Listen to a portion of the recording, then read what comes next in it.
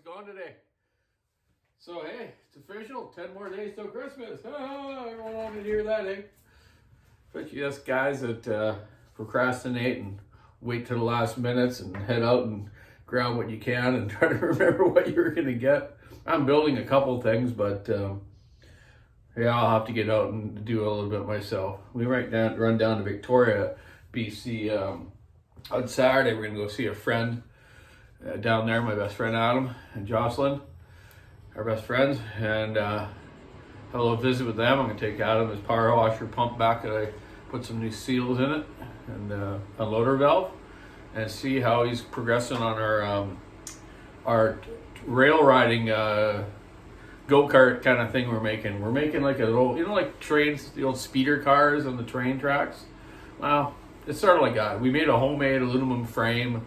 We're putting 2 seats on it with a Briggs & Stratton overhead valve 6-horse motor with a Comet torque converter clutch on it.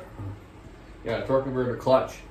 So we plan on going up to by Port Alberta, Cameron Lake to Sprout Lake, and ride on the rails. There's kind of a club of these guys that do it. So we made it light enough that we can get it on and off the track quick too if we have to, you know, come across a crossing or something, you know. So that's kind of neat. We're going to try to get that going for this summer. Kind of different, eh? We've got these wheels with these aluminum discs that we made to go on the rail and stuff. Pretty cool. I'll do a little video maybe when I'm down there on Saturday about that. So I had a really good guy drop by yesterday. I've met him before, Trevor. Great guy. He's a pilot.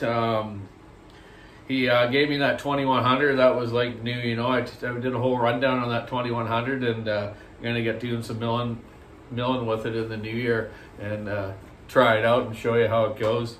He also just gave kind of me, Bucket, and Tin Man a bunch of saws yesterday, so I'm going to talk to Tin Man about... and check out Tin Man's channel, and you guys know Buck and Billy Ray's channel.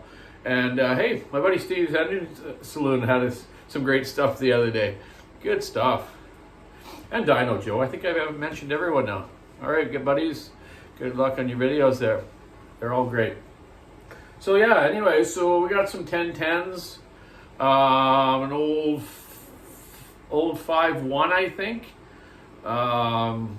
Big old Stihl with a 36-inch 404 on it.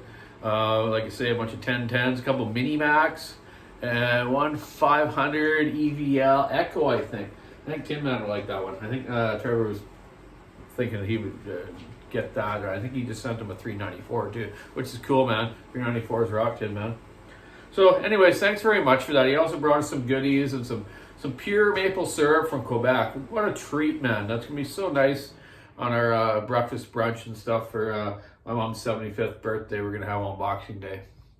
So I'm going to head out to Buckets tonight with a whole truckload of saws, though, and see what we're going to do with them all there. And then we're going to do a little series on the McCullough 125 engine versus the 101 engine. And then we're going to do a tear down and rebuild of 1010 too. I've never measured one of them up, but Buckin's got me kind of interested in the old saws now, and I need a little something to do at night instead of goofing around, eating munchies and watching TV, you know. I'm going to go out to his place and do a little bit of stuff with him too. So anyways, I just thought to talk about that today. I just actually had the honor of doing a really, really nice 066, still 066. The thing's like brand new, man. It's a half wrap. Some fella in the US sent it to me. Sean. Hey, Sean. Here's your cylinder. I'm going to go back and put it together. Beautiful cylinder. Part of the intake. Exhaust to my old working saw specs. These saws rock. Fallers would use these. I bet you some guys used to get 5-6 years out of them. You know, sometimes they would have a bearing go, the crank goes, the top end was still good, so they'd mismatch, put another crank out of the one saw into that saw, or vice versa with the top ends. Just probably the most reliablest, best chainsaw for big wood on the West Coast here ever. Gotta admit it, man. You know me, I'm a big Husky fan. I'm a big Stihl fan. I'm a big all saw fan, actually. Anything that works good and that can produce and be comfortable and do the right job for you is a good saw. Nothing wrong with them. Poulan made good ones. Not anymore, but they used to. My friend Ron Hartel used to be the Poulan dude, you know, always in logger sports with Poulans, and he was a sales spokesman rep all over the world for that. Great guy. Ron, if you ever watch my videos, how you doing, buddy? We used to hang out lots of the old logger sports. He's originally from New Zealand, Ron Hartel. Good friend of my dad and mom's too. Him and his wife Kathy. So, anyways, did this. Yeah, it's Sean. We'll get that together for you today, and maybe I'll do a little video of running it there too. And I got Ray Miguel's 572. Get back and get that together too. So, still waiting to the new year for the new Big Huskies though. Like I said, I do have a piston and cylinder here. Just waiting for a short block so that I can time them up and get ahead of the game for when they do arrive here in the new year. I believe in the US they're slated for around the same time as Canada, which I hope so. It's not fair if you guys get them before us. Boo. Guys in England and other places have them though. That's where guys have been buying them to check them out. Or they've just been talking to the guys that are running them here, testing them for the Husqvarna team, or have bought them to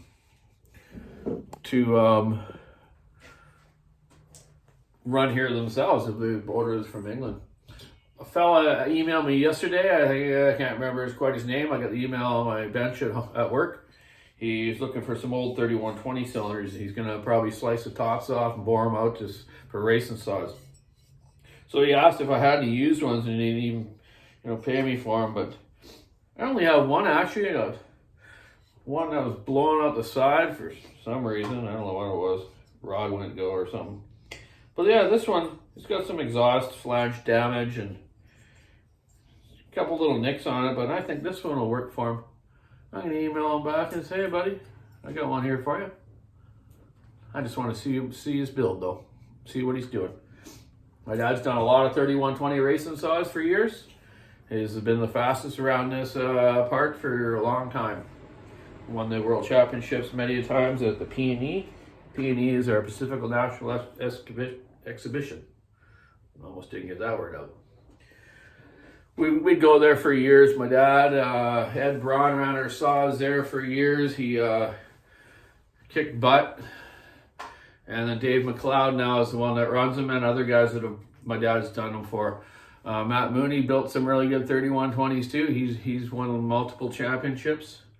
But overall, I think Bobby Walker's ones have been the best. He even beat the ones that the guy out east would build them with and run them on alcohol. We ran them on race gas and just built them right. Had the pipes match good to the porting we did. Dad did, and Bobby Walker's built the best ones for sure.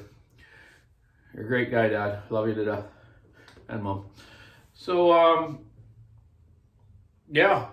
I guess tonight we're going for a little drive down to Ladysmith, I think, to look at the lights. Show you those Christmas lights. So this little town, Ladysmith, where I was born actually in 1966. There's an old coal mine in the logging town, eh? My dad kind of grew up there too. I think there's a street named after our family there. He grew up at the logging camp, just out of the city a bit, but then moved him down to town when he was going to high school, junior high or whatever. I might be wrong on that, but no, he did live in Ladysmith too. So I never have lived in Ladysmith. I was just born there. I was, I think, a day old, and I got flown as a new baby from Cassidy, I think, to Port Hardy, way up the top end of the island. We lived in a remote logging camp called Holberg. Holberg, it was kind of an unusual logging camp. Well, not unusual, but it actually had a Air Force base just outside of the little village there. And Air Force base with no runway though. It was like a radar type setup. But they had a bowling alley and stuff at the Air Force base. And my mom, when she was young, maybe before she had me or after she had me, she got into bowling in Holberg. Yeah, actually bowled at the bowling alley there, and met some friends there that we lived by, I guess. Then in 1968, we moved back to Nanaimo, and that's where we stopped living in the rural communities there, you know. Just lived in Nanaimo now since 1968. My dad traveled back and forth into logging camps for years when I was a young man, and came back with lots of stories and lots of goodies. And then I went and worked in a couple logging camps for Fedgy and fixing saws for big camps. Some follow, you know, one crew in Gold River, I think, was around 20 fallers.